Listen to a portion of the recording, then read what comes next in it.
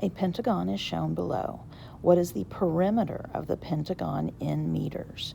So perimeter, that word rim in the middle gives it away for most people, is talking about going around the rim or the outside edge of the shape.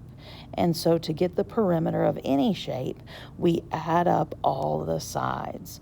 So on this one, we have to make sure that we line up our decimals and make sure we get all the sides. Even though we have, two of the same thing like you would on a rectangle, you have to add in two of those.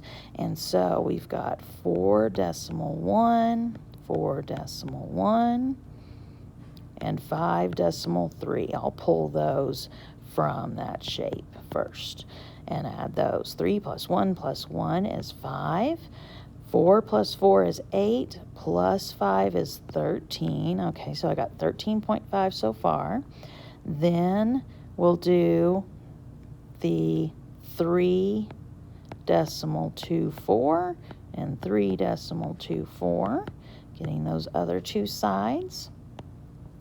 4 and 4 is 8, 2 and 2 is 4, and 3 plus 3 is 6. Now I need to add all those sides together. So 13.5 plus 6.48. Notice how that lines up.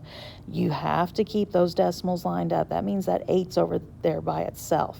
We can add a 0 in that empty spot to be with that 8. So 0 plus 8 is 8. 5 plus 4 is 9. 3 plus 6 is 9, and 1 plus nothing is 1. So looks like the perimeter of this pentagon is 19.98 meters, which is exactly what they asked for.